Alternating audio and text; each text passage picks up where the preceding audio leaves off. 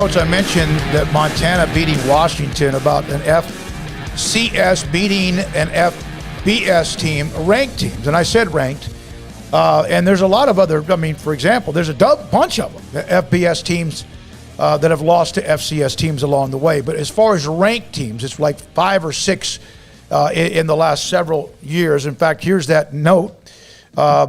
Beating AP-ranked FBS teams, and probably could say coaches poll as well, since they split back in 1978. It's one thing to beat a team, but it's also another thing. In fact, the FBS has had many losses, but those are the ones to ranked teams, including that's the 6th, with the one coming up this past weekend with Washington and Montana. I've been there watching FSU almost lose to Sanford or Jacksonville State a couple times over the years, and they've managed to accidentally fall into the wins there, and that's what you hope when you're especially a ranked FBS team playing an FCS. But those Montana, or not the Montana fans, the Washington fans on Saturday night, they're just sitting there going, okay, well, any minute now you can go ahead and score that touchdown that we need. Just go ahead and do it, and let's get this thing over with. And then the clock hits 0, and you're like, is it over? Really? There's not more time? We can't. Who had the most impressive win?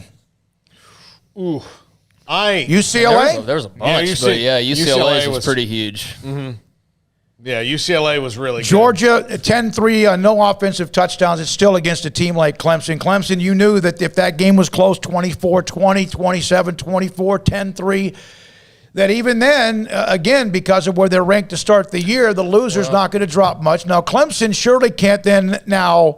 And if they don't clean up their offensive line, there will be other problems. Yeah, Georgia, I think, has got to be right there. That defense is nasty and, low-scoring, physical game. So, yeah, the Dogs, getting a win like that right out of the gates, that's gigantic for them.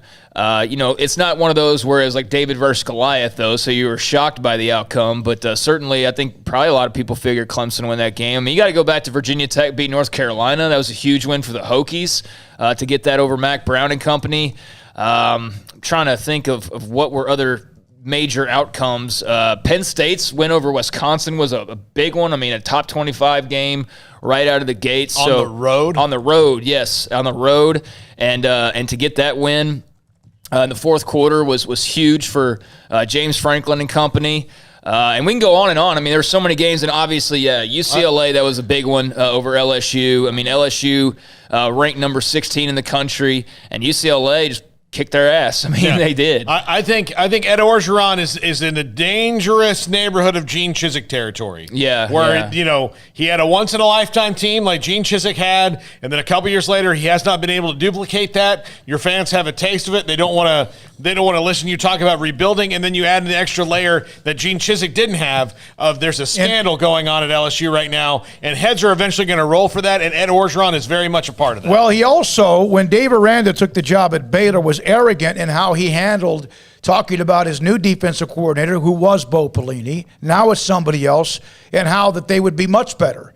And that hasn't been the case. Now, Dave Aranda has his own business to deal with, but his defense that year, when you're scoring a ton of points, they did get better as the year went on. I'll tell you what, there's a lot of LSU fans that miss Dave Aranda.